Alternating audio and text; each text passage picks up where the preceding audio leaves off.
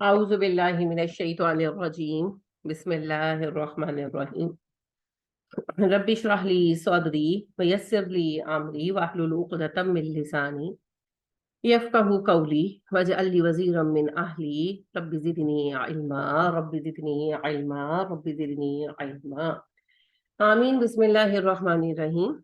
سورہ اعراف آیت نمبر 94 94۔ قوم لوط کا کل ہم نے پڑھا تھا۔ اللہ فرماتے ہیں آج اب ساری قوموں میں اصل میں اللہ نے چند نبیوں کی بات بتائی اور بنیادی بات یہ سمجھائی کہ سب نبیوں کی تعلیم ایک ہی تھی اور ان کی قوموں کا رویہ بھی ایک جیسا تھا۔ اب اوور آل انبیاء کرام علیہ السلام کی تعلیم پر بات ہو رہی ہے۔ وما ارسلنا فی قریۃ من نبی، ہم نے کسی بستی میں کوئی نبی نہیں بھیجا، الا مگر اخذنا، ہم نے پکڑا، اہلہا، اس کے رہنے والوں کو، بالبأساء، سختی کے ساتھ، والضراء، تکلیف کے ساتھ، لعلہم، شاید وہ، یضرعون، عاجزی کریں، تضرع کریں۔ تضرع ہوتا ہے اپنی کم حیثیتی کی وجہ سے کسی کے سامنے جھک جانا، تو عاجزی، گڑ گڑانا۔ تو اللہ فرماتے ہیں ہم نے جس بستی میں بھی کوئی نبی بھیجا اس لیے بھیجا کہ اس بستی کے رہنے والوں کو جب انہوں نے انکار کیا ہم نے سختی اور تکلیف کے ساتھ پکڑا تاکہ وہ عاجز ہو جائیں۔ باس کہتے ہیں حالات کی سختی کو، یعنی جیسے ہم نے بھی وار آف ٹیرر کتنی لمبی جھیلی ہے، ہمارے کتنے لوگ مرے ہیں، اس طرح کی سختی باس ہے۔ اور یہ جو اب وبائیں آ رہی ہیں، بیماریاں، یہ زور ہے۔ زورا کہتے ہیں جسمانی تکلیف، تو جسمانی مشقت اور بیماریاں بھی ہیں، اور جنگ کی سختی بھی ہم جھیل رہے ہیں، اور معیشت کی سختی بھی باس میں آتی ہے۔ باس بوس ہوتا ہے جنگوں کا مسلط ہو جانا یا پھر معیشت کا تباہ ہونا، ہم دونوں چیزوں سے گزر رہے ہیں۔ اور ساتھ ضرر اس سے بنتا ہے نا، ضرر جسمانی تکلیف کو کہتے ہیں، تو ذرا بیماریاں، تکلیف، وہ بھی کاٹ رہے ہیں۔ تو یہ کیا ہے؟ یہ اللہ کی سزا ہے۔ کیوں؟ ہم بھی اپنے نبی کی بات نہیں مان رہے، اور نہ صرف نبی کی بات نہیں مان رہے، نبی کے نام پر دھڑلے سے جھوٹ بول رہے، دھڑلے سے جھوٹ بول رہے۔ اوہو، ابھی کل پھر وہی بات ہے، مجھے کوسچنز کے لیے چیزیں آتی ہیں، پھر میرا دل سڑتا ہے۔ کل جو ہے مجھے ایک بچے نے بھیجا ہوا تھا کہ کیا یہ بات صحیح ہو سکتی ہے، اس کا کیا جواب دیا جائے۔ تو پھر وہی بات، کوکب نورانی صاحب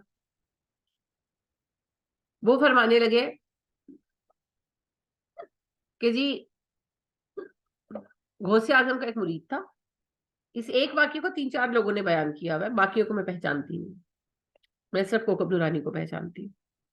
ویسے ہی واقعہ کتابوں میں بھی لکھا ہوا ہے کہ غوث اعظم کا ایک مرید تھا، تو وہ وضو کر رہے تھے، تو اس نے دیکھا کہ انہوں نے جوتی اتاری تو ہوا میں اچھال دی، دوسری بھی اچھال دی، تو جوتی واپس نہیں لگی، لیکن اس کی ہمت نہیں ہوئی ان سے پوچھنے کی۔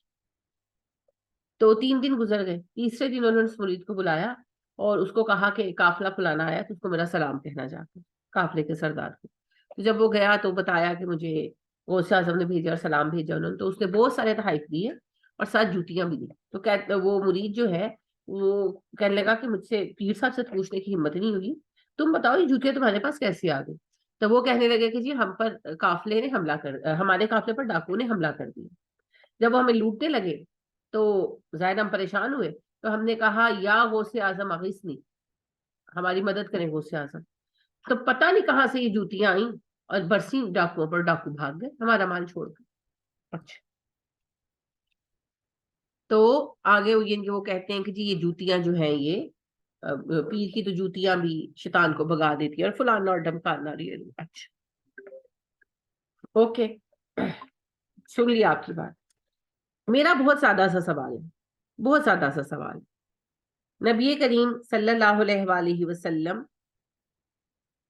کے صحابہ 70 آپ نے خود بھیجے تھے، وہ بیچارے تو کسی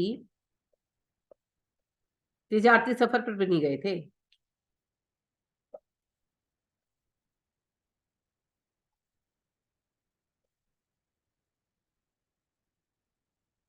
اچھا، ایک بندہ آیا نبی کریم صلی اللہ علیہ وسلم کے پاس اور کہنے لگا کہ جی میرے ساتھ نا اپنے صحابہ کو بھیجیں، ہمارے علاقے نجد کے لوگ، نجد کے کچھ قبیلے ہیں وہ اسلام قبول کرنا چاہتے ہیں۔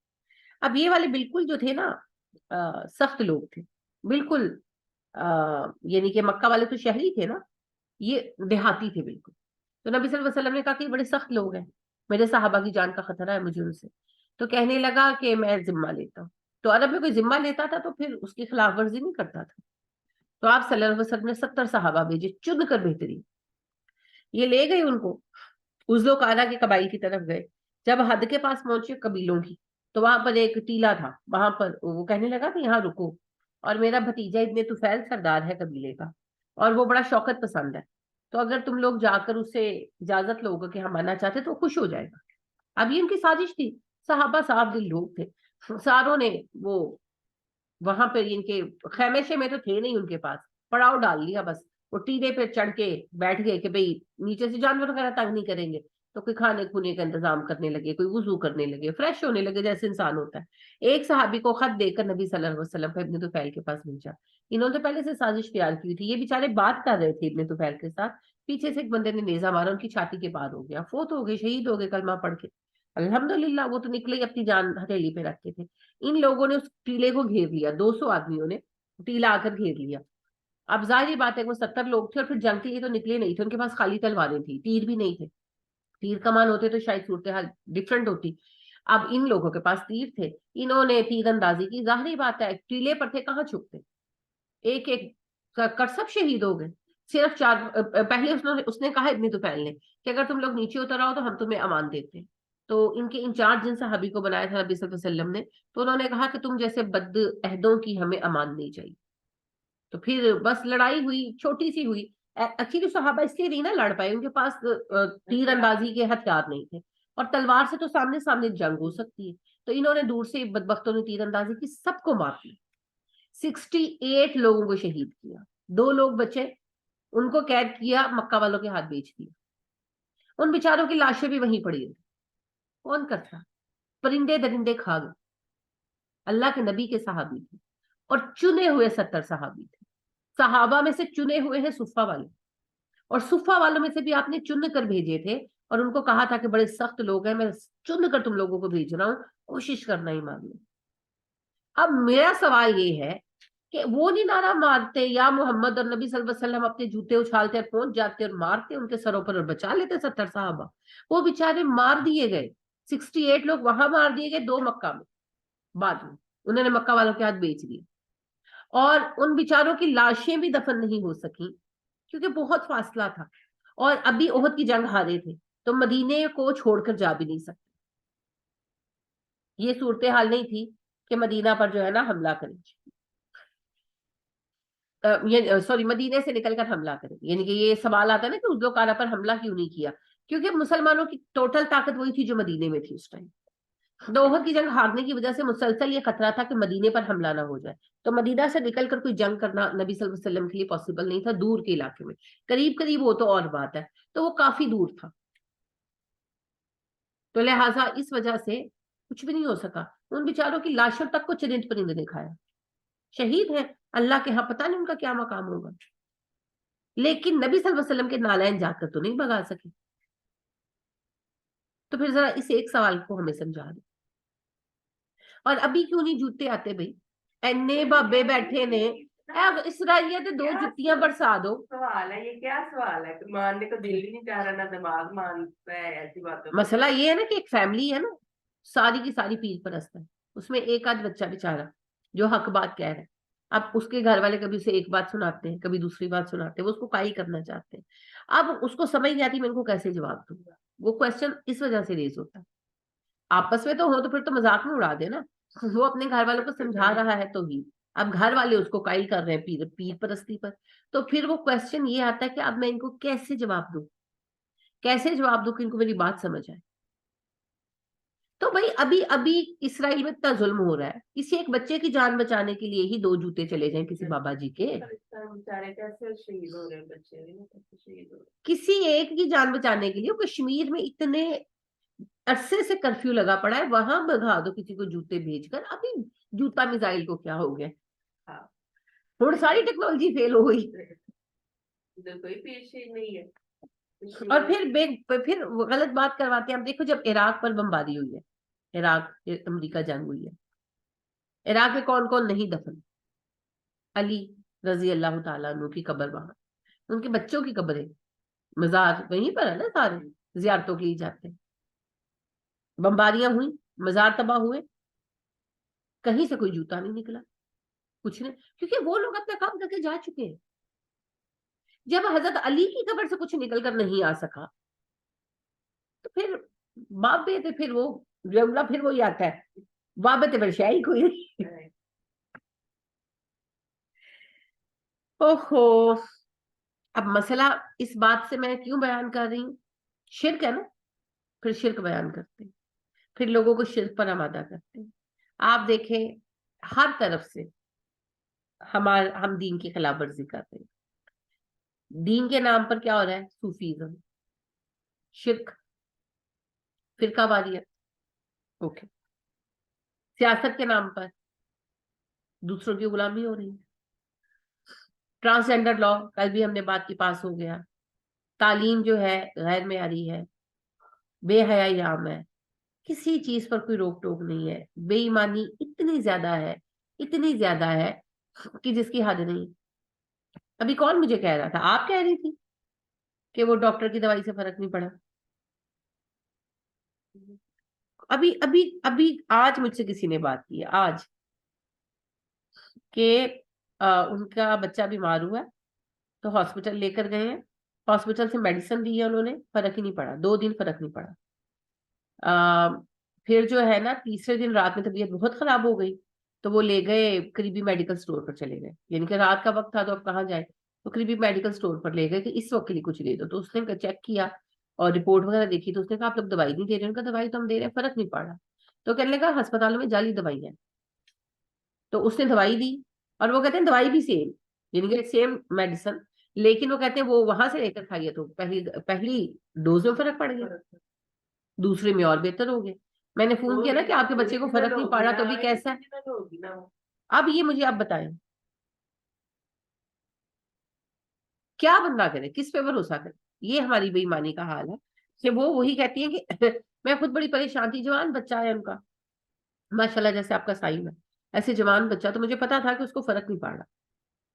تو نا جو ہے بخار اس کو بہت زیادہ تھا اور کوئی کڈنی انفیکشن تھا اس کو، تو بس وہ فرق ہی نہیں پڑ رہا نا. چیک کرایا سارا ٹھیک ہے، ڈائگنوز ہو گیا، بھائی دوائی لے، فرق پڑنا چاہیے، فرق نہیں پڑ رہا، فرق نہیں پڑ رہا. میں بھی فکر مند تھی.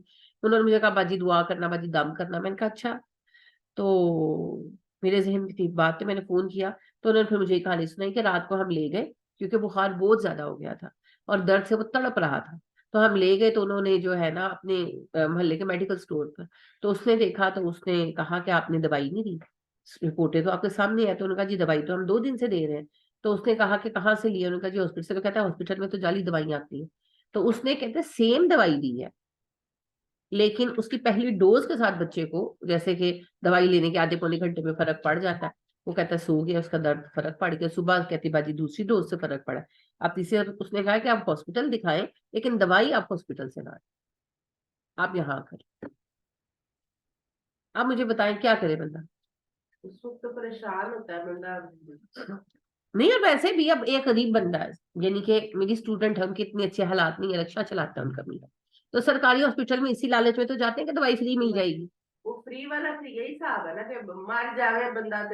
لیکن یہ کتنا ظلم ہے نا. دیکھیں میرے پاس پیسے ہیں، میں تو جاتی پرائیویٹ پہ ہوں، تو پرائیویٹ تو مجھے دیتا ہی نہیں نا دوائی، وہ تو مجھے لکھ کر وہ دوائی دیتا ہے جو وہ کہتا ہے فلانی جگہ سے ہی ملے گی، دوائی اچھی ہوتی ہے. چلو ہم کہتے ہیں جان کا صدقہ کیا، ہم نظر انداز کر دیتے ہیں. لیکن ایک غریب بندہ جو رکشا چلاتا ہے، جو مزدوری کرتا ہے، جیسے میرا ڈرائیور ہے، اس کی 25,000 تنخواہ ہے، کیا کرے گا وہ؟ اس نے جانا ہے نا گورنمنٹ ہاسپٹل، اس کا حق ہے، اور وہ گورنمنٹ ہاسپٹل جاتا ہے اس لیے کہ دوائی فری ملے گی. اب اس دوائی سے فرق ہی نہیں پڑے، یہ کوئی انسانیت ہے؟ اور یہ مجھے سیکنڈ ٹائم ہوا ہے ایکسپیرینس. پچھلے دنوں میرا ڈرائیور اس کو نا خارش ہو گئی، جسم پر تھپڑ پتھر کوئی چیز پھر گئی یا کیا، تو وہ ہاسپٹل جا کر 1 دن 2 دن 3 دن، میں نے اسے کہا کہ تم دوائی نہیں لا رہے؟ کہتا ہے میں لے آ رہے ہیں آنٹی جی. میں نے اس کو یعنی کہ پیسے وغیرہ بھی دیے، ظاہر انہوں نے ہم سے ہی لینے.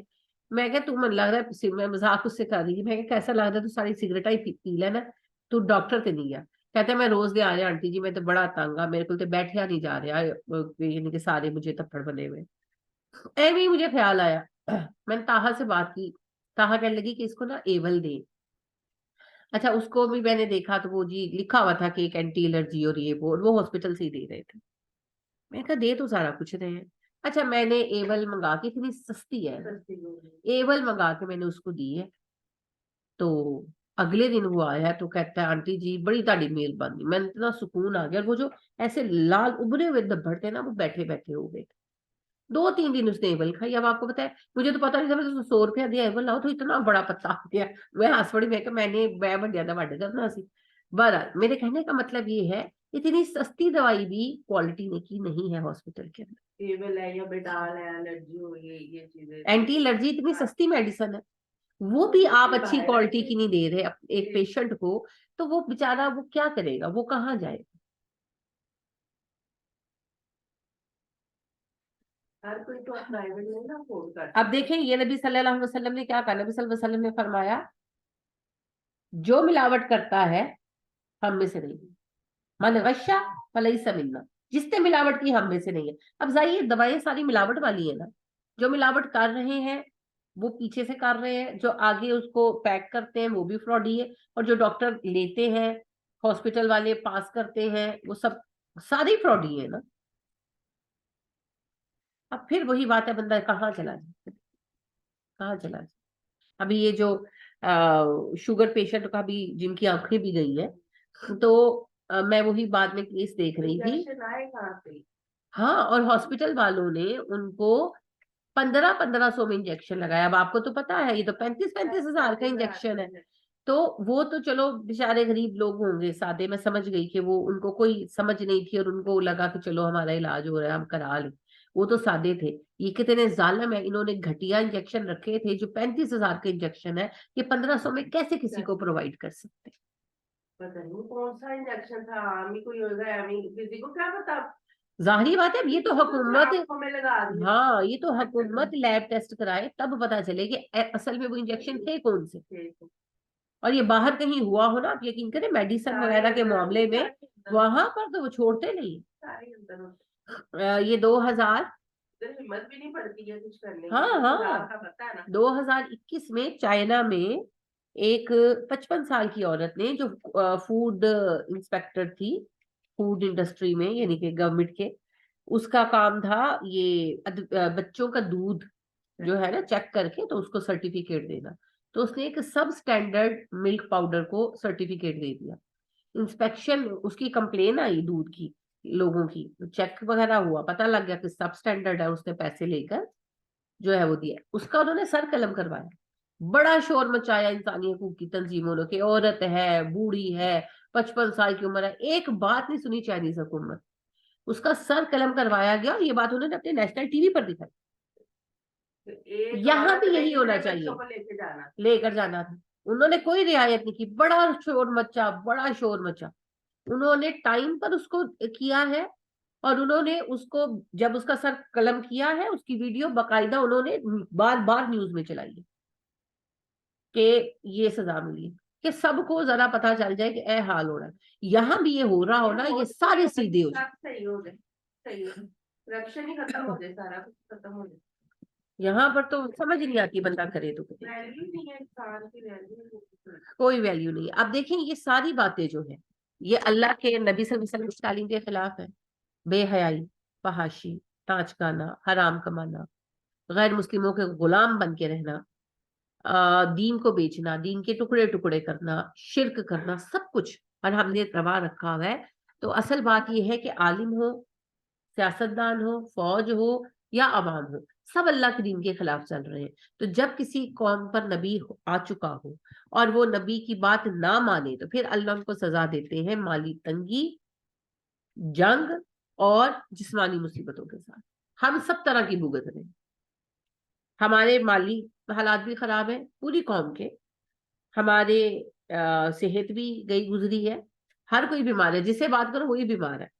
और हमारे साथ जो जंग का मामला भी, कभी टेररिज्म है, कभी कुछ है, कभी कुछ है, कभी कुछ है, भुगत ही रहे हैं। کس لیے ہے یہ سب؟ یضرعون لعلہم یضرعون، شاید کہ یہ لوگ باز آ جائیں۔ کیا مطلب ہے؟ شاید یہ لوگ عاجز ہو جائیں، یعنی کہ ہم ان کو اس لیے آزماتے ہیں کہ شاید اس طریقے سے ان لوگوں میں عاجزی آ جائے، اپنی غلطی مان۔ تو ہمیں بھی اللہ یہ سب کچھ میسیجز دے رہے ہیں کہ باز آ جاؤ، ہوش میں آ جاؤ، انسان بن جاؤ۔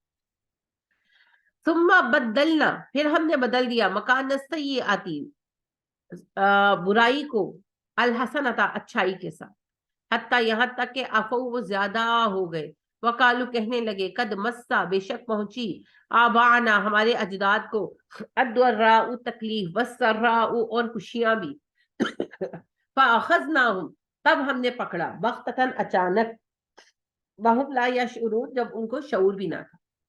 پھر جب وہ باز نہیں آئے تو ہم نے ان کی تکلیفوں کو اچھائیوں سے بدل دیا، یہاں تک کہ وہ حد سے بڑھ گئے اور کہنے لگے کہ مشکل آئی تو کیا ہوا، ہمارے اجداد پر بھی اچھے برے حالات آتے رہتے تھے، تب ہم نے اچانک انہیں پکڑا اور انہیں اس کا شعور بھی نہیں تھا۔ سمجھ آئی بات؟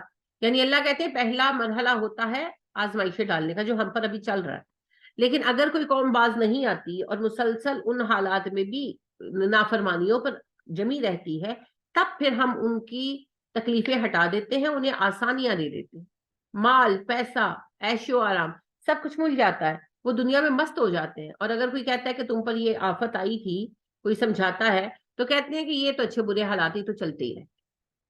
تو جب وہ بالکل بے فکر ہو گئے، تب ہم نے ان پر عذاب بھیجا۔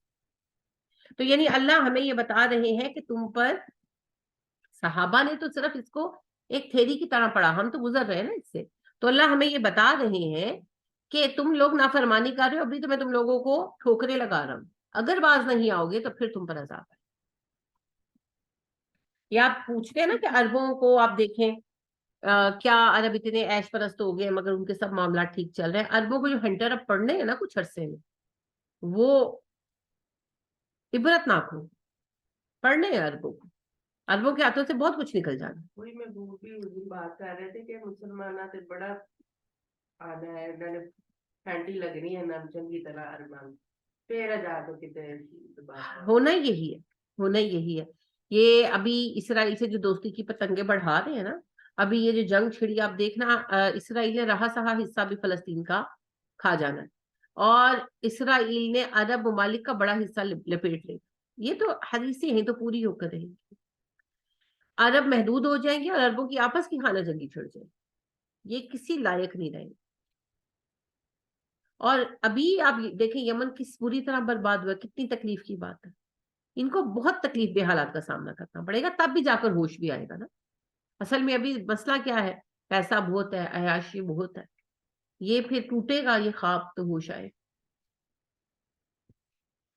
وَلَوْ اگر ان اہل القریٰ آمنوا، بے شک یہ بستی والے ایمان لاتے، واتقوا، تقویٰ کرتے، لفتحنا علیہم، ہاں کھولتے ہم ان پر، برکات، برکتیں، من السماء، آسمانوں سے، والارض، زمین سے۔ کاش یہ بستی والے ایمان لے آتے، متقی ہو جاتے، ہم ان پر آسمان و زمین سے برکتیں اتارتے۔ ہم پر برکتیں کیوں رکی ہوئی ہیں؟ کیونکہ ہم نے اللہ کی نافرمانی کی۔ آج ہم اللہ کے فرما بردار ہو جائیں، جو رب کہہ رہے ہیں ایمان لائے اور متقی ہو جائیں، اللہ ہم پر آسمان و زمین سے برکتیں اتاریں، کیوں نہیں اتاریں گے؟ اس کی برکتوں کی کوئی کمی نہیں۔ ولیکن، لیکن کذبوا، انہوں نے تو جھٹلا دیا، فاخذناہم، پکڑا ہم نے انہیں، بما کانوا یکسبون، ان کے اعمال کی وجہ سے، مگر انہوں نے ایمان لانے کی بجائے ہمارے احکامات کا انکار کر دیا، پھر ہم نے انہیں پکڑا ان کے اعمال میں۔ ہم بھی اپنے اعمال کی پکڑ میں ہیں اصل میں سارے۔ افامینا، کیا بے خوف ہو گئے ہیں اہل القریٰ، بستیوں والے، ان یاتیہم باسنا، کیا آئے ان پر عذاب ہمارا، بیاتن، رات کو، وہم نائمون، جب وہ سو رہے ہوں، اوا امین اہل القریٰ، کیا بے خوف ہو گئے بستیوں والے، ان یاتیہم باسنا ضحی، یا ان پر ہمارا عذاب آ جائے چاشت کے وقت، وہم یلعبون، جب وہ کھیل کود میں لگے ہوں، یعنی کہ دن کے روشن وقت میں جب یہ اپنے کاموں میں لگے ہوں۔ افامینو مکر اللہ، کیا یہ اللہ کی تدبیر سے بے خوف ہو گئے ہیں؟ فلا یامن مکر اللہ الا القوم الخاسرون، اللہ کی تدبیر سے وہی بے خوف ہوتا ہے جسے نقصان اٹھانا ہوتا ہے۔ یعنی اللہ سبحانہ و تعالیٰ کہہ رہے ہیں اگر میں پہلوں کو تباہ کر سکتا ہوں نافرمانیوں پر، تو تمہیں بھی کر سکتا ہوں، تم کیسے بے خوف ہو گئے؟ اور اگر بے خوف ہو گئے ہو تو اس کا مطلب یہ ہے کہ تم خسارہ اٹھاؤ۔ अवलम यहदी लिल्लज़ीना यरिसूनल अर्द मिन बादि अहलिहा, क्या भला नहीं रहनुमाई की उन लोगों की जो वारिस बने जमीन में इनके बाद, इसके रहने वालों के, अन के लऊ अगर नशाऊ हम चाहें, असब ना हम बिजुनूबिहिम, पकड़ ले उनके गुनाहों की वजह से, व नतबऊ अला कुलूबिहिम, मोहर लगा दे हम इनके दिलों पर, फहुम ला यस्माऊन, वो कभी ना सुन पाए। समझ आई? अल्लाह कहते हैं इनको इस बात से भी कोई रहनुमाई नहीं मिली कि ये जमीन पे उन पर उनके वारिस बनाए गए हैं जो उनसे पहले तबाह हो गए। यानी तबाहशुदा कौमों के खंडरात देखकर भी तुम्हें कोई इबरत नहीं आई। जैसे हम हुंजू दड़ू हड़प्पा को हम देखते हैं तो वहां हम पिकनिकें मनाते हैं, ये तो नहीं सोचते कि तबाह बर्बाद हो गए तो हम भी हो सकते हैं। और अहराम मिस्र को देख लें, और कितने आसार है दुनिया में। तो अल्लाह पाक कहते हैं जो पहली कौमें तबाह हुई जिनकी जगहों पर ये वारिस बन के रह रहे हैं, उनके खंडरात देखकर भी इनको इबरत हासिल नहीं होती। अगर हम चाहें तो हम इन्हें भी ले जाएं, कोई और कौम आबाद कर दें। अगर पहलों की जगह हम आ सकते हैं, हमारी जगह कोई और नहीं आ सकता। लेकिन अल्लाह कहता है कि अगर ईमान नहीं लाएंगे तो मैं सजा दे सकता हूँ, मैं दिलों पर मोहरे लगा सकता हूँ, सुनने की ताकत छीन सकता हूँ। असल अजाब यही है जी, दुनियावी अजाब तो कभी आते हैं कभी नहीं आते। असल अजाब यही होता है, हक को समझने की, मानने की, सुनने की, कहने की ताकत चली जाए, और कुछ भी नहीं। अभी ताहिरुल कादरी साहब ये 12 रबीउल अव्वल पर बड़े गजबनाक हो रहे थे, बड़े शाउट कर रहे थे, जज्बाती हो रहे थे ईद मिलाद के हक में ना, और कह रहे थे जिसने कहा नबी सल्लल्लाहु अलैहि वसल्लम मर गए हैं वो काफिर है, वो काफिर है, वो काफिर है, और बड़ा शोर मचा रहे थे। उन्होंने कुरान नहीं पढ़ा। पढ़ा ना, बड़े आलिम है माशाल्लाह, अरबी जुबान पर बड़ा अबूर है उनको। ये फिर पैसे की खातिर ये कर रहे हैं, दीन बेच दिया, दीन बेच दिया। अब बात क्या है, दिलों पर कानों पर अल्लाह मोहर लगा देते। एक और क्लिप मैंने उनका देखा, बच्चे हैं ना, सवाल के लिए मुझे बहुत क्लिप्स भेजते हैं। असल में मैंने आपसे कहा ना, ये असल में क्यों भेजते हैं मुझे, ये वो बच्चे हैं जो पूरी फैमिली में एक आध बच्चा कुरान कुरान से जुड़ गया। अब उसने तो हित को समझ लिया, अब वो अपने घर वालों को कहता है कि आप शिरक करते हैं। अब घर वाले जाहिर बात है उसको दलीलें देते हैं, फिर उन किसी चीज का जवाब वो दे पाते हैं, किसी का बेचारे नहीं दे पाते, क्योंकि बच्चे हैं अभी, तो उन्होंने थोड़ा थोड़ा कुरान पढ़ना शुरू किया। फिर वो कांटेक्ट करते हैं, तो उनको ताहिरुल कादरी साहब की वीडियो दी, जो है ना, इनके उनके वालिद ने दिखाई, तो फिर उसने वो मुझे भेजी। वो फरमा रहे थे, हवाला दे रहे थे किताब गनीयत तालिबीन का, और गौसे आजम के फजाइल बयान कर रहे थे, और ये लगे हुए थे कि जी वो यूं बख्शवाएंगे, वो यूं करेंगे, वगैरह वगैरह। और सिमा, हाँ हाँ सिमा, सिमा के ऊपर कवालियां सुनना, म्यूजिक सुनना, ये जो धमाल डालते हैं उसके ऊपर फरमा रहे थे कि अहमद बिन हम्बल जो है, एक रिवायत में आता है, एक रिवायत में कि अहमद बिन हम्बल जो है उन्होंने कहा कि ईमान वालों में सबसे बरकत वाला, रहमत वाला ग्रुप मैंने सूफियों का देखा। तो लोगों ने कहा आप सूफियों को रहमत और बरकत वाला कह रहे हैं, वो तो गाना सुनते और नाचते हैं। तो वो कहने लगे गाना सुनते हैं क्योंकि उस गाने से उनके दिल के तार जुड़ जाते हैं, हाँ, और वो उनका दिल ताजा हो जाता है, और रक्स करते हैं वो अपने महबूब को पाने की खुशी में। अब ये इतना बड़ा बुहतान है ना अहमद बिन हम्बल, वो तो है ही ऐना दे नजदीक वाबी, ऐना दी जुबानी वाबी, वो तो है ही अहले हदीस मसलक। यानी उनका मसलक वो है जो आज अहले हदीस मसलक कहलाता है। उस वक्त तो अहले हदीस की टर्म ही कहीं नहीं थी, और ना वो खुद को कहते हैं, वो तो अहले सुन्नत वल जमात ही है। लेकिन बात ये है कि जो चार इमाम जो ये कहते हैं ना, अबू हनीफा, अहमद बिन हम्बल, इमाम शाफी, इमाम मालिक, अबू हनीफा को निकाल के बाकी तीनों के जो मसलक है ना और जो नजरिए हैं वो सारे भाबियों वाले ही है, अहले हदीस वाले ही। क्योंकि अहले हदीस भी तो अहले सुन्नत है, और उनकी सबसे बड़ी जमात जो है अहले हदीस की जो अक्सरियत है वो मालिकी है। तो शाफई मालिक, इमाम शाफई, इमाम मालिक, इमाम हम्बल, अगर आप ये सुन्नी वाबी इस टर्म में समझना चाहें तो ये सब मसलक अहले हदीस के हैं। रफल यदैन करने वाले और म्यूजिक को हराम शिद्दत से करने वाले। अब इतना बड़ा बोहतान, और एक रिवायत करके तो सुना दिया, होगा किसी किताब में, मैं नहीं कहती, झूठ लिखे हुए ना, इनको नहीं पता। میرے جیسے اسٹوڈنٹ کو پتا ہے کہ یہ جھوٹ ہے احمد بن حنبل پر، ان کو نہیں پتا، اور ایسے مزے سے سنا رہے ہیں. اب ظاہری بات ہے اتنا ان کا فین کلب ہے، اتنا نام ہے ان کا، اب لوگ دلیل بنائیں گے نا اس کو ناچ گانے کی. نام ہی ہے نا جو کسی دور میں تھا، جائی کے ساتھ کرتے تھے وہ سارا. اب تو وہ نام بیچ رہے ہیں، نام لیکن پیسے کے لیے دین بیچ دیا.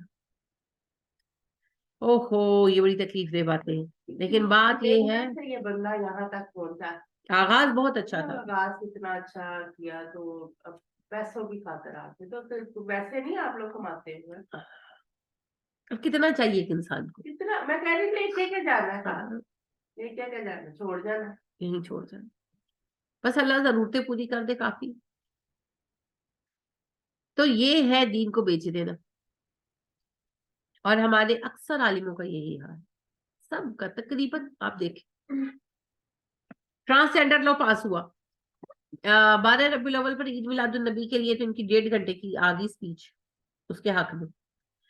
ٹرانسجینڈر لا کے خلاف ایک جملہ بولے نہیں بولے. کوئی بھی عالم بولتا تو یہ ہوتا ہی کیوں، ہوتا ہی کیوں. یہ سوال کیا تھا سپریم کورٹ نے، بڑا اچھا سوال کیا تھا.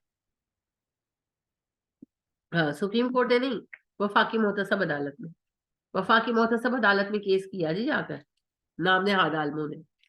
دو یہ جو ہے وزارت مذہبی امور کے چند، انہوں نے کہا کہ جی یہ لا جو پاس ہوا ہے تو یہ قلعدم کیا جائے، ریورس کیا جائے. تو وفاقی محتسب کے جج نے بہت اچھا جواب دیا. انہوں نے کہا جب لا پاس ہو رہا تھا اتنے سال، تب آپ کو پتا نہیں تھا یہ غیر اسلامی ہے.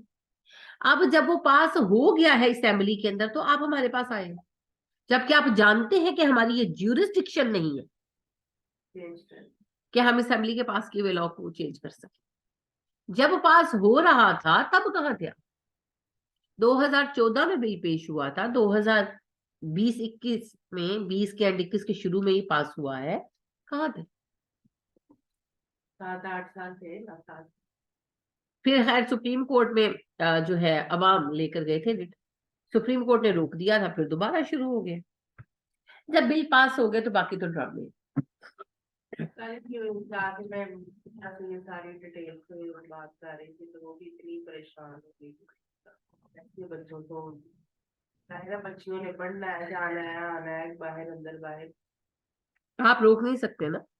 وہ اسرار صاحب کہتے ہوتے تھے، اور اب سمجھ آتی ہے مجھے صحیح معنوں میں. اپنے بچوں کی دفعہ بھی اتنی نہیں آئی جتنی اب سمجھ آتی ہے اپنی پوتیوں کے ٹائم میں، کہ وہ کہتے تھے کہ اپنے بچوں کو ٹوکروں میں تھوڑی بند کر کے رکھنا، انسان کے بچے ہیں باہر تو جائیں گے. تو بہت مسئلہ ہے. لیکن اسی طرح دین بیچا ہوا ہے. حاکموں نے بھی یہ فلسطین کا معاملے کو لے کر سب باتیں کر رہے ہیں. آپ کے ایک بھی حکمران نے کوئی اسٹیٹمنٹ دی؟ اسٹیٹمنٹ بھی نہیں دی. انہیں کوئی فرق ہی نہیں پڑا، مار رہے ہیں بیچارے. ابھی آپ دیکھیں نواز شریف کا سارے بیانات یہی آ رہے ہیں کہ انہوں نے کب واپس آنا ہے، کہاں تقریر کرنی ہے، کتنے لوگ جمع ہونے ہیں، سب کو اپنی اپنی پڑی ہوئی ہے. وہ بیچارے جن کے ساتھ ہو رہا ہے، وہ بچے جن کے چھوٹے چھوٹے شہید ہو رہے ہیں. کل انہوں نے ہاسپٹل پہ کیا، بچوں نے سب نے پناہ لی ہوئی تھی ہاسپٹل، اس پہ بھی اٹیک کر دیا.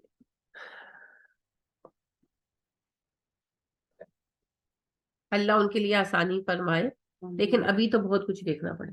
مطلب قبریں وہاں کتنی بنائی ہے کہ گڑا کھودا ہوا تھا، سارے بغیر کفن. چھوٹا سا بچہ تھا، میں نے دیکھا نکر شرٹ اس نے پہنی. کفن کہاں سے ہے؟ کہاں سے وہ گڑے میں سب پڑے اوپر مٹی ڈال. یہ جو ہے نا ہماری کمزوری کی سزا ہے. اقبال کہتے ہیں تقدیر کے قاضی کا یہ فتویٰ ہے ازل سے، ہے جرم ضعیفی کی سزا مرگ مفاجات. کہ اللہ کا یہ فیصلہ ہے، کمزور رہو گے تو تکلیف دے موت مرو گے. ہم وہ تکلیف دے موت کاٹ دیں، اور سبب ہماری اپنی کمزوری ہے. صبح بھی ہم یہی بات کر رہے تھے، اللہ ابابیل بھیج دے ان کی مدد کے لیے. اتنا مجھے اس وقت غصہ چڑھا نا، یعنی کہ وہ جملہ دیکھ کر، کیا کہوں سادے لوگ ہیں لیکن سچی مجھے بڑا غصہ چڑھتا. اچھا ابابیل کیوں آئے تھے کعبے کی حفاظت کے لیے؟ بتائیں. کعبے کو بچانے کے لیے ابابیل آئے تھے نا، کیوں آئے تھے؟ کوئی تھا نہیں حفاظت کرنے والا. کیوں نہیں تھا؟ لوگ تو تھے دنیا میں، تو کون نہیں تھا؟ سوچے سوچے جلدی جواب دے. مسلمان کوئی نہیں تھا نا, مسلمان تھے, مسلمان تھے نہیں تھے نا. عیسیٰ علیہ السلام کے بعد پوری دنیا میں شرک رائج تھا, تو کعبے کو بچانے کون آتا, کوئی نہیں تھا. اس لیے ابابیل آ گئے. پر آج تو دنیا میں اربوں مسلمان بیٹھے ہوئے ہیں. اتنے مسلمانوں کے ہوتے ہوئے ابابیل تو ہم پر آنے چاہیے. پہلے ہمارے سارے بے وقوف ختم ہونا, کوئی ایسی کنکریاں برسے کہ دماغ کھلے, کوئی ہوش آئے. کیوں بھیجے اللہ ابابیل؟ اگر ابابیلوں سے ہی کام لینا تھا تو پھر اللہ نے نبوت کا سلسلہ کیوں چلایا؟ نبی اکرم صلی اللہ علیہ وسلم اور صحابہ نے اتنی مشقت کیوں کی؟ اور یہ اتنے مسلمان کس لیے ہیں؟ بیٹھ کر خالی ابابیل بلانے کے لیے؟ غصہ آتا ہے مجھے یقین کر. سب کچھ اللہ نہیں کرنا, اللہ بہت کچھ کرے گے, لیکن جب ہم کرنے کے لیے کھڑے ہوں اس کے بغیر نہیں.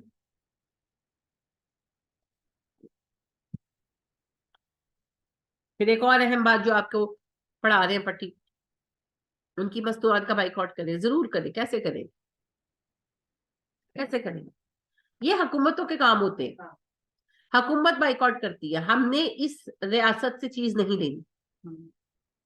اب جب وہ ریاست سے چیز نہیں لی جاتی, مال ہی نہیں آتا. آپ سٹور پہ کھڑے ہو کے بار کوڈ پڑھ کے نہیں تلاش کر سکتے. خیال ہے آپ چیزیں بتا رہے ہیں کہ یہ چیزیں کہانی ہے. دیکھیں جی, ڈالڈا ایک کمپنی ہے, British company, actually Dutch company, Holland والوں نے شروع کی تھی برٹش گورنمنٹ کے زمانے میں. برٹش سرٹیفکیٹ کے اوپر وہ چلتی ہے. اس کے بہت سارے فرنچائز, ٹھیک ہے, ایک فرنچائز پاکستان کی بھی کسی فیملی نے لیا. یہ اس طرح نہیں ہو سکتے معاملے. یونیلیور کی جو چیزیں ہیں نا, یونیلیور ایکچولی وہ بھی یہودی, اس طرح یہودی کمپنی نہیں ہے. وہ بھی جو ہے ایک برٹش بیسڈ کمپنی ہے جس میں بہت سارے لوگ شامل ہیں, یہودی بھی شامل ہے. دنیا کی ٹریڈ میں سب سے بڑا حصہ اس وقت یہود کا ہے. سب سے پہلے تو بند کرو تسی نیٹ, اور سارے اپنے زوم اور یوٹیوب اور فیس بک, یہ سب یہود کا ہے. بند کرو, بند کرو, بس کرو ہمت. میں تو ساتھ ہوں, میں کب منع کرتی ہوں, لیکن بات یہ ہے کر کے دکھائیں نا. نہیں, آپ کھیل تماشے کو چھوڑ بھی دیں, جابز اس کے اوپر چل رہی, پڑھائی اس کے اوپر چل رہی ہے, کیسے کریں گے آپ؟ تو پھر یہ فیصلے حکومتیں کرتی ہیں. حکومتیں پھر رستے ڈھونڈتی ہیں, آلٹرنیٹ دیتی ہیں. جیسے فرض کریں ایک بات ہے کہ تیل لے رہے ہیں ہم, ایک بات ہے سعودیہ سے, سعودیہ سے انبند ہو گئی, تو پھر بات کر لی عراق سے, اب عراق سے لینا شروع کر دیا, سعودیہ کا بند کر دیا. یہ حکومتیں کر سکتی ہے, یہ آپ میں نہیں کر سکتے, نہیں کر سکتے. ہم ان کے لیے کیا کر سکتے؟ دعا کریں, ان کے لیے آواز اٹھائیں جہاں تک اٹھا سکتے, اپنا کام پورا کریں. بھائی آپ ٹیکس دیتے کہ نہیں دیتے؟ سوچ لو. دیتے, ہر چیز پہ ٹیکس ہے. ہاں, ہر چیز پہ ٹیکس دیتے. ماچس کے ڈبے پہ بھی ٹیکس دیتے, موبائل کے لوڈ پہ بھی ٹیکس دیتے, صابن کی ٹکی پہ بھی ٹیکس دیتے. بل آتا ہے, آدھا بل ہوتا ہے, آدھا ٹیکس ہوتا ہے. ابھی بھی میں دیکھ رہی تھی, ہمارا ایگزیکٹلی آدھا بل ہے, آدھا ٹیکس دے رہے ہیں نا. یہ ٹیکس کہاں جاتا ہے, کس کو جاتا ہے؟ گورنمنٹ کے پاس, گورنمنٹ کو جاتا ہے. گورنمنٹ کیا کرتی ہے ٹیکس کا؟ بجٹ بناتی ہے. لوٹ مار کو چھوڑ دیں, سنجیدہ بات, بجٹ بناتی ہے. بجٹ کا سب سے بڑا حصہ کس کو جاتا ہے؟ آتا ہے آپ کو, آتا ہوگا, ہمیں تو کچھ نہیں ملا آج تک. سنجیدہ بات نہیں سنجیدہ بات, میں سنجیدہ بات پوچھتی ہوں. آدمی کو جاتا ہے, شاباش, بجٹ کا بڑا حصہ آدمی کو جاتا ہے. 80% بجٹ آدمی کو جاتا ہے. صحیح بات ہے, کیونکہ ہمیں دفاع کی ضرورت ہے. ہماری سچویشن ایسے, ہم دفاع کے بغیر نہیں جی سکتے. پاکستان کا وجود برقرار نہیں رہ سکتا. لہٰذا جو ہماری جہاز بنانے کی فیکٹریاں ہیں, جو نیوکلیئر کی فیکٹریاں ہیں, یہ ہے وہ ہے, جو کچھ بھی ہے, ان سب کے اوپر ہمارا پیسہ لگتا ہے. اور آرمی کو اوور فیسیلیٹیٹ کیا گیا ہے نا. اب یہ سارا کچھ ہماری آرم فورسز کے پاس ہے, اور دنیا کی 10 بہترین آرمیز میں سے ایک آدمی ہے پاکستان کی. دلی پالیے, لڑن نہ جا کے فلسطین. جب ہم نے پیسہ دیا ہم نے آرمی تیار کر دی، اب یہ آرمی کا کام ہے جا کر محاذ پہ لڑنا کہ وہ بھی ہم نے کرنا ہے، تو پھر آرمی کس لیے؟ پولیٹیکل محاذ کے اوپر گورنمنٹ کا کام ہے لڑنا، کس لیے تنخواہ دیتے ہیں ان کو؟ یہ ہمارے حاکم نہیں ہے، یہ ہمارے نمائندے ہیں، ان کو ہم تنخواہ دیتے ہیں کس بات کی؟ نمائندگی کریں ہماری، ریپریزینٹ کریں ہمیں۔ تو جو پولیٹیکل فرنٹ ہے وہاں پر حکمران جائے، اور جو ڈیفینسو فرنٹ ہے وہاں پر آدمی جائے۔ اب کیسے جانا ہے، کتنی جانی ہے، کیوں کر جانی ہے، کب جانی ہے، یہ ان کو بیٹھ کر ڈیسائیڈ کرنا ہے، ہمارے ان کو بتانے کے کام نہیں ہے۔ ہمیں کیا پتا کہ لڑائی کیسے لڑی جاتی ہے، ہمیں کیا پتا کہ یو این او کی میٹنگ کیسی ہوتی ہے، ہم نے کبھی دیکھی ہے؟ یہ ان کے کرنے کے کام، یہ ان کو ڈیسائیڈ کرنا چاہیے، انتظامیہ یعنی حکومت اور فوج، ان کو بیٹھ کر دیکھنا چاہیے کہ کیسے کون سا pressure built up pressure built up کرنے بڑے آسان ہے، ڈالر میں تجارت بند کر دیں، چھوڑ دیں یہ چھوٹی چھوٹی مصنوعات، ڈالر میں تجارت بند کر دیں، دیکھیں دنیا میں اتنی کرنسیز اور ہے نا، درہم ہے، دینار ہے، کتنا کچھ ہے، اس میں شروع کر لے کام۔ نہیں، ان کے بوٹ تو چاٹنے ہیں، ان کے پاس گنز اور بندوقیں صرف اپنے لوگوں کو مارنے کے لیے ہیں۔ تو آپ جو کر سکتے تھے آپ آلریڈی کر چکے ہیں، ہم نے نسلوں سے انویسٹ کیا ہے، جب سے پاکستان بنا ہے ہم نے آرمی کو فیڈ کیا ہے، ہم نے گورنمنٹ کو فیڈ کیا۔ یہ جو قرضے آئے ہیں یہ ہم پر تو نہیں لگے، کوئی روڈ بنا ہوا دکھا دے، 2 قطرے پانی برستا ہے سارا دن ہم لوگ پریشان رہتے ہیں گھروں کے اندر پانی کھڑا ہونے سے، ہمیں تو روڈ نہیں ملا، ہمارے لیے تو گٹر نہیں کوئی بنا، ہمارے تو بچوں کے لیے اسکول کوئی نہیں، جو 11,000 اتنے بڑے پنجاب میں 11,000 اسکول وہ بھی پرائیویٹائز کرنے جا رہے ہیں۔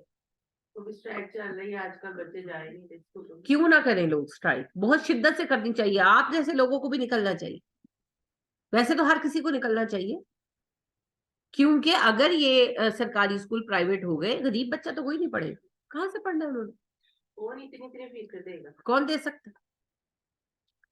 تو ہمیں تو انہوں نے کچھ نہیں دیا، تعلیم نہیں دی، علاج نہیں دیا، کچھ بھی نہیں دیا، تو پیسہ تو سارا ہی نہیں کے اوپر لگا، تو پھر کم از کم اپنا کام تو کرے،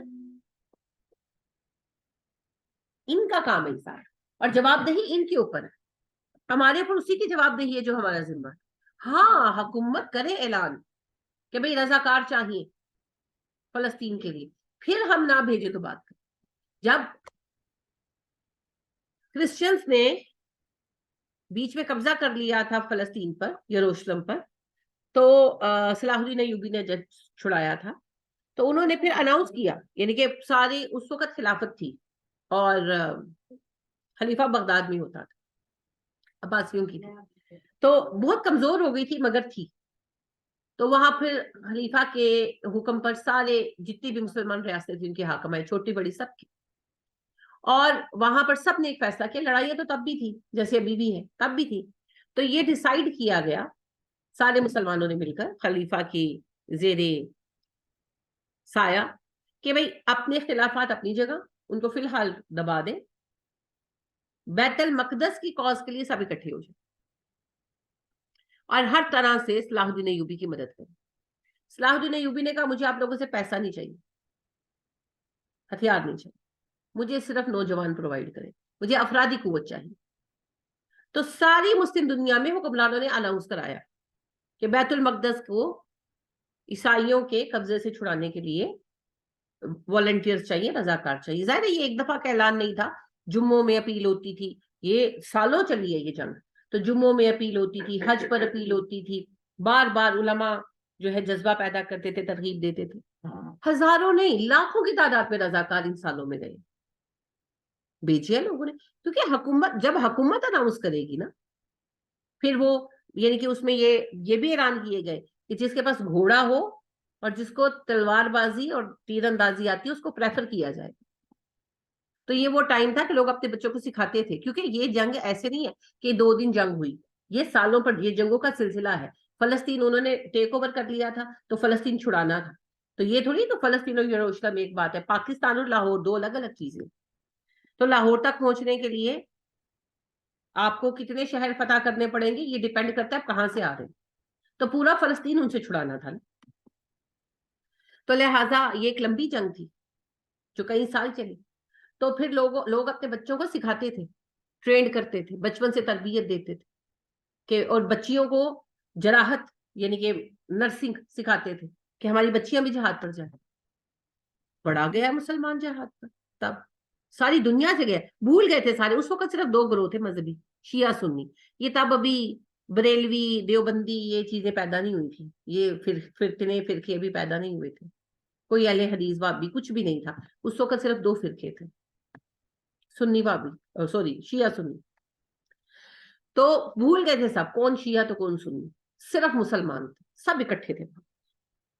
ابھی بھی ہوگا لیکن اناؤنس کون کرے گا؟ گورنمنٹ کرے گی نا. تسی بنوایا دسو تسی فلسطین پہنچنا کیویں؟ کیسے جائیں گے فلسطین؟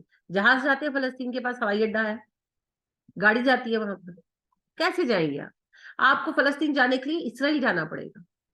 اسرائیل سے آپ فلسطین جاتے ہیں، اجازت اسرائیل کی چاہیے. آپ کو کیا لگتا ہے آپ یہاں سے جہاد کے لیے جائیں گے اور کہیں گے واہ جہاد بہت اچھا کیا آپ آ گئے ہے نا، آپ کا استقبال ہے، ہار پھول ڈالیں گے، پھر آپ کو وہ بیریئر کھول کے دیں گے، چھپ جاؤ تم فلسطین چلے جاؤ، پھر جا کے ہم سے لڑو؟ کریں گے ایسا؟ تو پھر کس طرح پہنچنا ہے تسی؟ ٹیل می دا وے. وہ کشمیر نہیں ہے کہ بارڈر کے بیچ میں جو کوئی رستہ ڈھونڈ کر آپ نکل جائیں، وہ ہمارے پاس ہے نا. باتیں ہیں ساری، یہ حکومتوں کے کرنے کے کام ہے. حکومت ڈیسائیڈ کرے گی، حکومت بائیکاٹ کرے گی، حکومت جو ہے اگر ان کو افرادی قوت بھی دینی ہے تو حکومت اناؤنس کرے. You can't do this on your own behalf. تو پھر کیا چاہیے اس وقت میں ہمیں اصل میں؟ صحیح حکمران. تو اللہ سے مانگے. اوہو، ہم نے اللہ کے دین سے غداری کی ہے جس کی سزا کاٹ رہے ہیں. اللہ کہتے ہیں تلکل قرا، یہ بستیاں ہیں، نقص علیک من انبائها، جن کی خبریں ہم آپ کو پڑھ کر سنا رہے ہیں. وَلَقَدْ جَاءَتْهُمْ رُسُلُهُمْ بِالْبَيِّنَاتِ، ان کے پاس رسول آئے تھے روشن دلیلیں لے کر. فَمَا كَانُوا، نہیں تھے وہ، لِيُؤْمِنُوا کہ ایمان لاتے، بِمَا كَذَّبُوا مِن قَبْلُ، اس پر جسے انہوں نے ایک بار چھٹلا دیا. یعنی کہ ضد انا، ایک بار کہہ دیا نہیں تو پھر نہیں ماننا. جیسے ہمارے لوگ ہیں، ساڑھے پیو دادا غلط سن تسی صحیح ہو، انا کا مسئلہ ہے نا. تو کفار کا بھی یہی مسئلہ تھا. آج تک آپ کو نبی کریم صلی اللہ علیہ وسلم کے زمانے میں کوئی 101 نبی کریم صلی اللہ علیہ وسلم کے زمانے کا کوئی ایک کافر آپ کو ایسا ملا ہے جو یہ کہے کہ محمد مجھے تمہارے ساتھ ان اور ان بیسس پر اختلاف ہے صلی اللہ علیہ وسلم؟ ملتا ہے کوئی نہیں. یہی مسئلہ تھا. ہمارے باپ دادا کو نہیں پتا تھا، تمہیں زیادہ پتا ہے. اچھا ہمارے باپ دادا ظاہر سے تم پڑھے لکھے ہو، ابا پرستی، یہ ہمارا آبائی مذہب ہے، ہم کی تمہاری بات مانے، تمہارے کہنے پر ہم اپنے خدا چھوڑ دیں. وہی ضد اور ہٹ دھرمیاں جو آج آپ کے ساتھ ہمارے قبر پرست بھائی کرتے ہیں. کذالک یطبع اللہ علی قلوب الکافرین، اسی طرح اللہ مہر لگا دیتا ہے کافروں کے دلوں پر. یعنی کہ حق کو قبول نہ کرنا کیا ہے؟ سزا. اور جب اللہ کسی سے سچ مچ ناراض ہوتے ہیں نا، یہ تکلیفیں سزا نہیں ہے بنیادی طور پر، یہ تو اللہ جگانے کے لیے جھٹکے مارتے. اللہ پاک کہتے ہیں جب میں کسی سے ناراض ہوتا ہوں نا تو پھر میں کیا کرتا ہوں، میں اس کے دل کو حق کے بند کر دیتا ہوں. تو اگر حق پرستی ختم ہو جائے پھر پریشانی کی بات. جیسے آپ کے کاکڑ صاحب جو ہیں انہوں نے فرمایا ہے، وہ کون ہے؟ آپ کے نگران وزیر اعظم. میرے؟ ہاں جی، آپ سب کے ہی ہیں، مجھے پتہ ہی نہیں ہے، میں نے دیکھے نہیں کون ہے. دیکھنے کے لائق بھی نہیں ہے. ہاں، وہ فرماتے ہیں کہ فلسطین کا ایک ہی حل ہے، 2 اسٹیٹ فارمولا. سمجھ گئے؟ فلسطین کے مسئلے کا ایک ہی حل ہے، 2 اسٹیٹ فارمولا. سمجھ آئیے؟ نہیں آئی؟ آسان سی بات ہے کہ فلسطین کو 2 ریاستوں میں بنا دیا گیا نا، کہ اسرائیل ایک فلسطین ہے. اسرائیل کو بھی مان لو، اور جو اتنی سی پٹی ہے جو فلسطینیوں کے پاس ہے تو فلسطین کو بھی مان لو. یہ بس طریقہ، مطلب یہ ہے کہ اسرائیل کو مان لو نا. تو ماننا تو ہوا انہوں نے. ڈرتے ہوتے تو نکل نہیں، ابھی تک مانا تو نہیں ہے. جنہوں نے نہیں مانا ابھی تک لیگلی تو ان کے ساتھ کچھ نہیں ہے ہمارا لینا دینا. دیکھیں جی، ایک بات یہ ہے کہ شراب پیتے ہیں لوگ پاکستان میں، شرابی ہے نا، اور ایک بات ہے کہ پاکستان میں شراب انلیگل تو ہے، لیگل تو نہیں ہے نا. بالکل اسی طریقے سے اسرائیل کے ساتھ ہمارے حکمرانوں کے تعلقات ہیں، ہوں گے ہمارے یہاں کے بھی اور سعودیہ وغیرہ کے بھی، سارے مسلمان حکمرانوں کے، لیکن سٹل ابھی اسلامی ممالک کا نے اسرائیل کو تسلیم نہیں کیا، ابھی ہے وہ انلیگل ریاست. تو جو فرق ہے نا، لیگل ہو کر عام دکان پر آپ جائیں، یعنی آپ اس وقت کو امیجن کریں، اللہ نہ کریں لیکن یہ وقت بھی آ جانا ہے، یہ فتنے ہیں نا ہمارے، اللہ نہ کرے لیکن آپ امیجن کریں کہ آپ جاتے ہیں رائزن پر اور وہاں شراب کی بوتلیں لگی ہوئی، کتنی دفعہ بچوں کو روکیں گے؟ ہے نا، مسئلہ ہے نا، نہیں ہے نا، بہت بڑی مصیبت سے بچے ہوئے. یہی بات ہے، جب اسرائیل کو ایکسپٹ کر لیں گے نا اسلامی ممالک، سعودیہ وغیرہ سب، اس وقت ہمارے لیے مسئلہ بہت بڑا ہو جائے گا، آنا جانا شروع ہو جائے گا، فلائٹیں شروع ہو جائیں گی، پھر وہ تعلقات بڑھانے کے لیے مدد بھی کریں گے مختلف معاملات میں، یہ بھی ہوگا وہ بھی ہوگا، پھر آپ کے لیے بڑا مسئلہ ہو جائے گا. ابھی تو بات یہ ہے کہ سیدھا سیدھی بات ہے کہ ہم اسرائیل کو مانتے ہی نہیں، ہم اسرائیل کے وجود کو تسلیم نہیں کرتے. اسرائیل قابض گروپ ہے، وہ گنڈے ہیں جنہوں نے ایک قوم کے گھر پر ڈاکہ ڈالا ہوا ہے، تو ابھی یہ ان کے ساتھ چوری چھپے تو کچھ کر لیں تو کر لیں ساز باز، یہ پریکٹیکلی کچھ کر نہیں سکتے. ان کے ہاتھ بندھے ہوئے مسلمان حکمرانوں کے، چاہے ان کے منہ سے رال ٹپک رہی ہو لالچ سے، لیکن یہ کچھ کر نہیں سکتے. ایک بار لیگیلٹی ہو گئی نا، پھر ہم بند جائیں گے. تو ماننے اور نہ ماننے میں بڑا فرق ہے، اس فرق کو اللہ برقرار رکھے.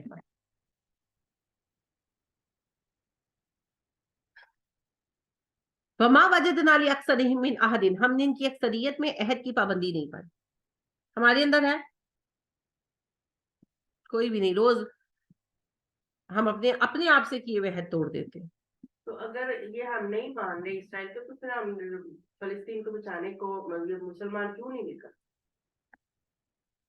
دیکھیں جی، عام مسلمان نکل کر کیا کرے گا؟ مطلب گورنمنٹ کیوں نہیں نکل رہی؟ کیونکہ گورنمنٹ مانی تو نہیں ہوئی، لیکن اندر خانے تو سارے اونا دے غلام نے نا. دیکھیں جی، سارے غلام ہیں امریکہ کے، امریکہ غلام ہے اسرائیل کا، تو وہ تو ہمارے آقا کے بھی آقا ہیں،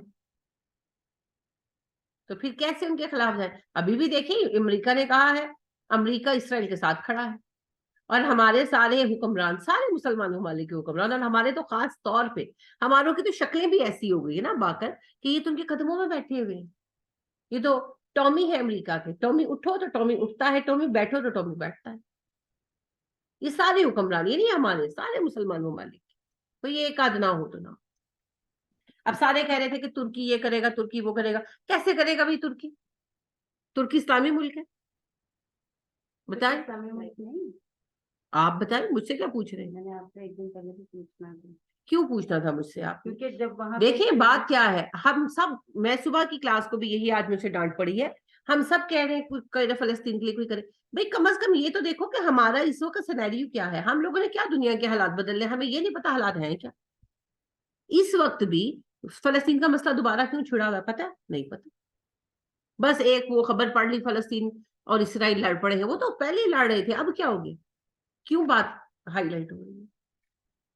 جب ہمیں دنیا کے حالات پتہ ہی نہیں ہے بچہ، ہم بدلیں گے کیسے؟ حالات بدلنے کے لیے حالات کا جاننا ضروری ہوتا ہے. تو یہ تو ہمارا حال ہے، ہم روٹی کپڑے مکان جوڑا جوتا اسی سے نہیں نکل پاتے. ہم نے کیا دیکھنا؟ سیریس، یہ نہیں کہ میں آپ کو کہہ رہی ہوں، یہ حال ہے سب کا، یہ حال ہے سب کا. ترکی سیکولر ملک ہے، ترکی اسلامی ملک نہیں ہے. سیکنڈ ورلڈ وار میں، دوسری جنگ عظیم میں جب ترکی ہارا تھا اور برطانیہ کے ساتھ ظاہر ہے یہ لوگ ہار گئے تھے، تو برطانیہ جیت گیا تھا، تو پھر ان لوگوں کا بیٹھ کر معاہدہ ہوا تھا. دو مین ملک تھے نا، جاپان اور ترکی، تو جاپان والے بھی ہار گئے تھے، انہوں نے بھی کچھ شرائط پر صلح کی تھی، تو ترکی نے بھی کی تھی. تو مصطفیٰ کمال پاشا جسے بڑا ہیرو بنایا جاتا ہے، ہماری تاریخ کا بہت بڑا ولن ہے اصل میں، آپ کی کتابوں میں ہیرو بنا کے پڑھایا جاتا ہے، اور فرسٹ ایئر سیکنڈ ایئر میں 10 ہیروز جو پڑھائے جاتے ہیں ان میں سے ایک مصطفیٰ کمال پاشا ہے. کوئی ہیرو نہیں ہے جی، مسلم تاریخ کا بہت بڑا ولن ہے وہ بندہ. اس بندے نے بہت سارے غلط اقدامات کیے. ایک تو خلافت ختم کر دی، نبی صلی اللہ علیہ وسلم کے بعد سے خلافت تھی، ٹھیک ہے ویسی افیکٹو نہیں رہی تھی، مگر تھی. نہ ہونے سے ہونا بہرحال بہتر ہے نا. تو اس کے فوائد تھے، مگر خلافت ختم کر دی. اس دن سے آج تک مسلمانوں میں کوئی سینٹرل پوائنٹ نہیں بن پایا. دوسرا بڑا مسئلہ یہ بنا کہ ترکی کو اس نے سیکولر ملک اناؤنس کر دیا, ترکی کی مذہبی حیثیت ختم کر دی, ترکی کی زبان عربی ختم کر کے رومن کر دی, اور اسلام کی سارے معمولات پر پابندی لگا دی. داڑھی رکھنا اللیگل ہو گیا, ویل کرنا اللیگل ہو گیا, اسلامی لباس پہننا اللیگل ہو گیا, عبادتوں پر سرعام پابندی لگا دی گئی. کرنی اپنے خارج کرو بس. ترک مسلمانوں نے بڑا کچھ جھیلا. تو آج ترکی ایک سیکولر ملک ہے, اور ترکی اور اسرائیل اتحادی ہیں, جنگ میں بھی, معیشت میں بھی, اکانومی میں بھی. ان کی اکنامیکل پالیسیز اکٹھی ہیں اور ان کی جنگی مشقیں اکٹھی ہوتی ہیں. آپ کو کیا لگتا ہے کہ ترکی نکل کر حملہ کر دے گا جا کے؟ بس طیب اردگان نے بیان دے دیا ہے کہ بھئی یہ ہم مذمت کرتے ہیں, بس اس سے زیادہ ہم کچھ نہیں کریں گے. وہ کر ہی نہیں سکتے, ہاتھ پیر بندھے ہوئے ہیں ان کے. ہو سکتا ہے Tayyip Erdogan as a person بہت کچھ کرنا چاہتے ہوں, لیکن وہ ترکی کے صدر کی حیثیت سے کچھ نہیں کر سکتے, کیونکہ ترکی ایک ملک ہے اور اس ملک کا ایک قانون ہے, اور اس قانون کے تحت معاہدے ہوئے ہیں جن پر حکمرانوں کے دستخط ہیں. ان کو طیب اردگان ایک دم سے کچھ نہیں کر سکتے. اس جال سے نکلتے نکلتے بھی وقت لگے. تو ترکی کوئی ہیرو نہیں بنے گا. قسطنطنیہ فتح ہوگا ایک دن, یہ لکھ لے میری بات, کیونکہ یہ حدیث ہے نا. نبی اکرم صلی اللہ علیہ وسلم نے فرمایا جب امام مہدی آئیں گے تو مسلمانوں کا ایک لشکر قسطنطنیہ فتح کرے گا. میں ایک زمانے تک سوچتی رہی قسطنطنیہ کیوں فتح ہوگا, قسطنطنیہ تو مسلمان ہے, قسطنطنیہ کے رہنے والوں کی اکثریت تو مسلمان ہے, حکومت تو سیکولروں کی ہے نا. طیب اردگان بڑی کوشش کر رہے ہیں, لیکن وہاں بھی فوج کا پنجہ جمع ہوا, وہاں بھی فوج کا پنجہ جمع ہوا, اور فوج سیکولر ہے. تو پھر وہاں کے مسلمان عوام کو اس سیکولر گورنمنٹ سے چھٹکارا دلانے کے لیے جنگ ہی کرنی پڑے گی نا. لہٰذا دوبارہ قسطنطنیہ فتح.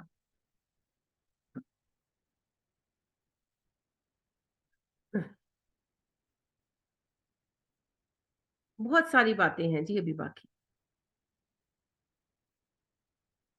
لیکن ہمارے زوال کا سبب یہی ہے, ہمیں یہی نہیں پتا کہ ہم سٹینڈ کہاں کر رہے ہیں.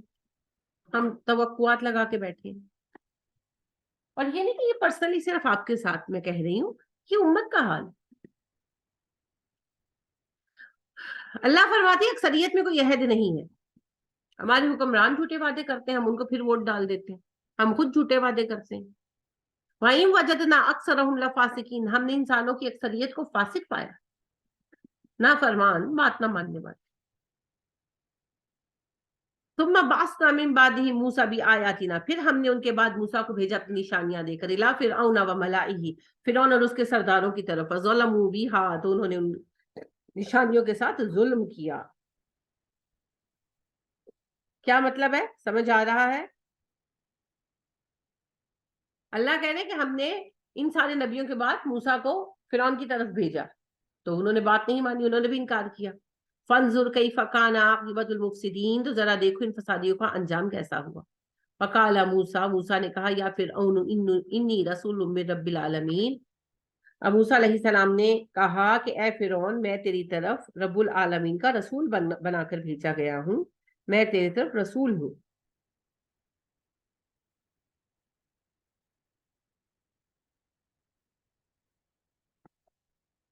حقیقن, کھڑا ہوں, قائم ہوں, اللہ اقولا, اس بات پر کہ میں نہ کہوں, مجھے اس بات کا حکم دیا گیا ہے, مجھے اس بات پر کھڑا کیا گیا ہے کہ میں نہ کہوں اللہ, اللہ کے بارے میں, الا الحق, مگر حق میں, اللہ کے بارے میں حق کے سوا کچھ نہ کہوں, مجھے اس بات کا حکم دیا گیا. قد جئتکم, بے شک میں لایا ہوں تمہارے پاس, ببینۃ, واضح نشانی, من ربکم, تمہارے رب کی جانب سے, میں تمہارے پاس تمہارے رب کی نشانی لے کر آیا ہوں. فارسل معی بنی اسرائیل, میرے ساتھ بنی اسرائیل کو بھیج دو. حضرت موسیٰ علیہ السلام دو قوموں پر نبی تھے اس وقت, قبطی جو مصر کی قوم تھی, اور بنی اسرائیلی, یہ بھی مصر میں آباد تھے. تو حضرت موسیٰ علیہ السلام نے کہا میں تم سب پر اللہ کا نبی ہوں, تم لوگ ایمان لاؤ اور اپنی حکومت چلاؤ, بنی اسرائیل کو میرے ساتھ بھیج دو. अच्छा एक सेकंड ऑप्शन है, तुमने ईमान नहीं लाना मतलब छोड़ दो, बनी इसराइल को जाने दो, उनको आजाद कर दो, गुलामी खत्म कर दो। काला फिरौन कहने लगा, इन कुन तजीत अभी आयतिन, अगर कोई निशानी लाया है फाति बिहा, दिखा इसको, इन कुन तमिनस स्वादिकीन, अगर तू सच्चा है। कहने लगा मूसा अगर तेरे पास कोई निशानी है तो दिखा। फाल का आसाहू, मूसा ने असा डाला, फैजा हिया सुबानु मुबीन, वो अजदहा बन गया। सुबान बड़े अजदहा को कहते हैं, आप जो इंसान जिंदा खा जाते हैं ना, वो क्या उनका नाम होता है इस वक्त से, पाइथन, पाइथन कहा जाता है उनको। और ये जहरीले नहीं होते, ये बड़े बहुत होते हैं। तो ये जैसे गाय को भी खा जाते हैं, पूरा का पूरा सालम निकल जाते हैं, तो बड़े होते हैं बहुत, उसे सुबान कहते हैं। तो अजदहा, वो अजदहा बन गया। वनज़ा यदाहु, और उसने अपना हाथ निकाला दबाकर, फैजा हिया बैज़ाउ लिन्नाज़िरीन, देखने वालों के लिए वो चमक रहा था। यानी बगल में हाथ दबाते थे मूसा अलैहिस्सलाम, बगल में एग्जैक्टली नहीं, बगल में। यानी अल्लाह पाक ने उनको कहा कि जब भी खौफ महसूस हो ना मूसा, तो अपना हाथ अपना बायां हाथ अपने दाएं पहलू के साथ मिला लिया करना। और ये कहा कि अपना हाथ जब भी तुम अपने बाजू के नीचे दबाकर निकालोगे, वो चमकता हुआ निकले। तो हजरत मूसा अलैहिस्सलाम ने अपना हाथ अपने बाजू में ऐसे रखकर हल्का सा प्रेस किया और निकाला, तो वो चमक रहा था जैसे चांद चमकता है। अब इस पर क्या हुआ, फौरी तौर पर क्या कहा होगा, उन्होंने कहा कि मूसा तुम जाओ, हाँ हम डिस्कस करते हैं। वो समझ नहीं आई ना फौरी क्या रिप्लाई करे। यानी आप देखें हुआ क्या होगा, महफिल है, दरबार है लगा हुआ है, मूसा ने वो असा रखा, वो अजदहा बनकर दौड़ा, तो क्या सारे डरे नहीं होंगे, भागे नहीं होंगे? फितरत है ना, अजदा तो बड़ी चीज है, चूहा आ जाए तो भाग जाते हैं लोग, फितरत है, ये फितरत की बात है। बिल्ली एकदम अगर उछल कर आप पर आकर गिरे, आप चीख मार के भागेंगे, फितरी अमूर है। तो लिहाजा वो जब अजदा इतना बड़ा दौड़ा, तो क्या नतीजा निकला होगा, भागे होंगे सारे। हो सकता है, ये हो सकता है, ये मैं कह रही नहीं कैसा हुआ, कि किसी पहरेदार वगैरह ने, सिपाही सपूही ने आगे बढ़कर प्रोटेक्ट करने की कोशिश की हो, उसे खा भी गया हो अजदा। तो यानी कि वो एक प्रैक्टिकल चीज थी जो उनके साथ हुई। फिर जरा सुकून हुआ, फिर बैठे बूठे सारे। फिर हजरत मूसा अलैहिस्सलाम ने हाथ वाला भी इनको दिखाया। अब फौरी तौर पर इनके पास कोई जवाब नहीं था, क्योंकि जादू उन्होंने बड़े देखे थे, पर जादू में कोई अजदहा ऐसे आ नहीं जाता ना, वो तो सिर्फ आंखों का धोखा होता है। अब क्या करें? अब उन्होंने हजरत मूसा से टाइम मांगा। अच्छा मूसा घर जाओ, तो रेस्ट वेस्ट करो, अभी तो आए हो, देखते। लिहाजा मशवरा हुआ, काबीना बैठी। काल अल मलाउ मिन कौमी फिरऔना, फिर कौम फिरौन के सरदार कहने लगे, यानी कि मीटिंग बुलाई गई, जैसे आपकी असेंबली होती है, उनकी भी काबीना थी, बड़ा एक जमहूरी मुल्क था। इन्ना हाज़ा लसाहिरुन अलीम, ये तो बड़ा माहिर जादूगर बन गया, ये तो इल्म वाला जादूगर है, इनके ये तो बड़ा माहिर जादूगर बन गया। 10 साल मूसा ने बाहर गुजारी तो जादू सीख कर आ गया। युरीदु अन युखरिजकुम मिन अर्दिकुम, वो तुम्हारे इलाके पर कब्जा करना चाहता है, तुम्हें निकाल देना चाहता है। फमाज़ा तामुरून, अब बताओ क्या मशवरा देते हो। यानी कि सारे वजीर बैठे और डिस्कशन हुई, तो सारे ने मिलकर ये घटा गोला कि कहने लगे कि मूसा ने जो कुछ किया वो जादू है, और मूसा ये जादू दिखाकर हमें डराकर हमारा इलाका हथियाना चाहता है। अब बताओ मूसा से डील कैसे करें। कालू, तो उन सब की राय बनी, यानी कि काबीना की राय बनी, आरजी, इसे रोको, व अखाहू, इसके भाई को भी, व अरसिल फिल मदाइनी हाशिरीन, सारे शहरों में इकट्ठा करने के लिए बुलाने वाले भेजो। या तू का बिकुल्ली साहिरिन अलीम, वो ले आएंगे तेरे पास हर माहर जादूगर, यानी कि हर तरफ ऐलान कराओ, ढंडोरा पिटवाओ, जादूगर इकट्ठे होकर आए, कंपटीशन हो। वजा सहारा, तू आगे जादूगर, फिरौन के पास, कालू कहने लगे, इन्ना लना अजरन, हमें इनाम मिलेगा, इन कुन्ना नहनुल गालिबीन, अगर हम गालिब आ गए। भाई बादशाह का काम कोई क्यों करेगा, किसी ओहदे के लिए करेगा ना। तो वो कहने लगे कि बादशाह सलामत, उसने बुलाया, सारे मुल्क से बड़े बड़े जादूगर इकट्ठे हो गए, तो जाहिर है उसने कहा होगा कि भाई ये हमारे मुल्क को खतरा है, हमारे दीन को खतरा है, अब करो काम। तो उन्होंने कहा हम काम तो करेंगे, हम मूसा को हरा भी देंगे, लेकिन अगर हम जीत गए इनाम मिलेगा। काला, फिर उन्होंने कहा नाम, हाँ वइन्नकुम लमिनल मुकर्रबीन, मैं तुम्हें अपना मुकर्रब भी बनाऊंगा, दरबारी बना लूंगा तुम्हें अपना। अब ये सारा कुछ करार पा गया। उसके बाद आप सूरह मोमिन में पढ़ेंगे और मकामात पर इसकी थोड़ी थोड़ी तफसील आती है कि फिर हजरत मूसा अलैहिस्सलाम को बुलाकर फिर उन्होंने कहा कि हम जिस दिन हमारा कौमी दिन होता है, कौमी त्यौहार होता है, एनुअल डे होता है, उस दिन हम लोग ये कंपटीशन रखेंगे। हजरत मूसा ने कहा वेरी गुड, मैं तो खुद चाहता हूँ पब्लिक डे हो और दिन के वक्त रखा जाए, लोग जमा हो। फिर उन्होंने एक्सेप्ट कर लिया। लिहाजा हर तरफ ये ऐलान कर दिया गया कि भाई हजरत मूसा اب اس عرصے میں اصل میں آپ کو یہ لگتا ہے پڑھ کر ایسے لگتا ہے کہ حضرت موسیٰ فوراً یہ ہو گیا، نہیں، اس کے درمیان ٹائم تھا. مین وائل موسیٰ علیہ السلام تبلیغ کر رہے تھے، لوگوں کو پتہ لگ گیا تھا کہ موسیٰ کیا نظریہ لے کر آئے ہیں، آپ کے لیکچرز لوگ سن رہے تھے. دیکھیں فریڈم آف سپیچ تھی مصر میں، اسی طرح وہ ایک جمہوری ملک تھا، ایسا نہیں تھا کہ جس کا دل چاہا اٹھا جس کو قتل کر دیا. فرعون کے پاس بھی اختیار نہیں تھا، قانون چلتا تھا وہاں پر. لہٰذا حضرت موسیٰ علیہ السلام وہاں پر اعلان کر رہے تھے، اپنا کام کر رہے تھے. اس عرصے میں لوگوں کو پتہ لگ گیا تھا کہ موسیٰ کس چیز کی طرف بلا رہے ہیں. اب فرعون کی طرف سے اناؤنسمنٹ ہوئی کہ یہ مقابلہ ہوگا، جو جیت جائے گا وہ سچا، جو ہار جائے گا وہ جھوٹا. اس اناؤنسمنٹ کے ساتھ جو ہے نا یہ مقابلہ ہوا تھا. حضرت موسیٰ علیہ السلام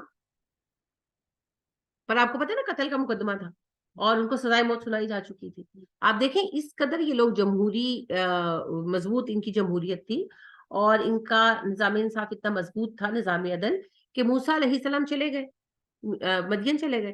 جب مدین سے واپس آئے ہیں تو کیا ہوا؟ 10 سال گزر گئے تھے. تو وہ قانون، وہ فیصلہ امپلیمنٹ ہوا نہیں ہوا، کیونکہ ڈیتھ کا جو فیصلہ لکھا جاتا ہے نا وہ ٹائم کے ساتھ لکھا جاتا ہے. اگر وہ ٹائم آگے پیچھے ہو جائے تو سزائے موت نہیں دی جاتی. آج بھی یہ قانون ہے، یعنی کہ جیسے اگر عدالت نے کہا نا 10:30 پر، تو 10:30 پر پھانسی ہو جانی چاہیے. اگر 10:35 ہو گئے نا تو پھانسی کا ٹائم گزر گیا، آپ دوبارہ عدالت کو فیصلہ دینا پڑے گا. لا ہے یہ. ان کے ہاں بھی یہ قوانین تھے. لہٰذا جب موسیٰ علیہ السلام آئے ہیں تو ٹائم بعد ہو چکا تھا لا.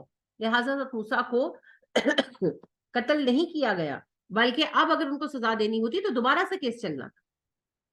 اس قدر جمہوریت تھی ان کے اندر اور فریڈم آف سپیچ تھا. لہٰذا حضرت موسیٰ علیہ السلام تبلیغ کر رہے تھے اپنے کام کی. وہ الگ بات ہے کہ ابھی اس کا کوئی نتیجہ نہیں نکلا تھا، تو لوگوں کو پتا تھا موسیٰ علیہ السلام کیا چاہتے. پھر مقابلہ، تو اس مقابلے کا حال پڑھیں گے اگلی کلاس میں، کیونکہ اس میں بہت ساری بتانے کی باتیں ہیں اور وہ انشاءاللہ اگلی دفعہ. ابھی آپ نے جو حضرت موسیٰ کا قصہ پڑھا وہ سمجھ آیا؟ چلے بس جی، اللہ ہم پر رحم کرے، دعا بہت کرے اور اپنی آواز جہاں تک پہنچا سکیں وہاں پہنچائیں. آج ابھی میں شیئر کروں گی فلسطین پر، صبح ہم نے لیکچر رکھا تھا، اگرچہ میرا ذہن مصروف تھا تو 1-2 پوائنٹ اس میں چھوٹ گئے ہیں، وہ انشاءاللہ اگلی کلاس میں ڈسکس کروں گی. لیکن جو باتیں ہوئی ہیں وہ بھی آپ آگے پہنچائیں. بات تو پہنچائیں، باقی کرنے والی ذات تو اللہ کی. اللہ ہمیں برکت عطا کرے، آمین. سبحانک اللہم و بحمدک ونشہد ان لا الہ الا انت ونستغفرک ونتوب الیک.